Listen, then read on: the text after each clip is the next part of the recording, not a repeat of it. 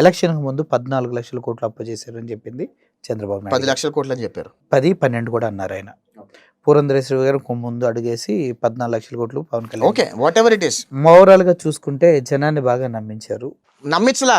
జగన్మోహన్ రెడ్డి హయాంకి ఆయనకు వచ్చేసరికి 10 లక్షల కోట్ల రూపాయలు అప్పు ఉంది ఆంధ్రప్రదేశ్ రాష్ట్రం మీద. మరి అదే మన అసెంబ్లీలో అడిగితే 3,70,000 కోట్ల అప్పు మాత్రమే అని ఆర్థిక శాఖ 3,70,000 కోట్ల రూపాయలు 2019 చంద్రబాబు నాయుడు గారి ప్రభుత్వం దిగిపోయే సమయానికి 3,70,000 కోట్ల రూపాయలు అప్పు ఉంది. నేను చెప్తానండి, 2,70,000 నేను చెప్తా. 1,30,000 కోట్ల రూపాయలు వారసత్వంగా విడిపోయిన ఆంధ్రప్రదేశ్ రాష్ట్రానికి అప్పు వచ్చింది.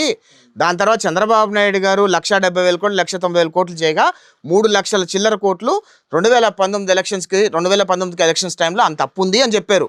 సో నేను ఒక విషయం చెప్తానండి, డోంట్ డీవియేట్ ద టాపిక్. ప్రజలకి వాస్తవాలు చెప్పాల్సిన అవసరం. మీరు మాట్లాడే ప్రతిదీ కూడా వైఎస్ఆర్ కాంగ్రెస్ పార్టీ వాళ్ళు చెప్పిన మాటలు మాట్లాడుతున్నారు ఇక్కడ. ప్రతిపక్షం ఉండాలి కానీ అబద్ధాలు చెప్పొద్దు అంటున్నా. అబద్ధాలు చెప్పలేదు మీరు సార్. నేను అడుగుతా, దాన్ని కరెక్ట్ చేయాల్సిన రెస్పాన్సిబిలిటీ డెఫినెట్లీ కరెక్ట్ చేస్తాం.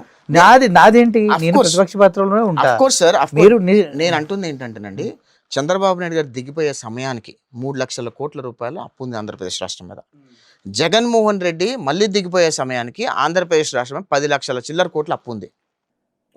మీరు మళ్ళీ దీన్ని క్లారిటీ చేసుకోవాలి. చాలా క్లారిటీ చెప్తున్నా, నేను చాలా క్లారిటీ చెప్తున్నా. జగన్మోహన్ రెడ్డి ఆంధ్రప్రదేశ్ రాష్ట్ర ముఖ్యమంత్రిగా దిగిపోయే సమయానికి ఆంధ్రప్రదేశ్ రాష్ట్రం మీద 10 లక్షల కోట్ల రూపాయల అప్పు ఉంది అని చెప్తూ ఉన్నారు యష్ గారు.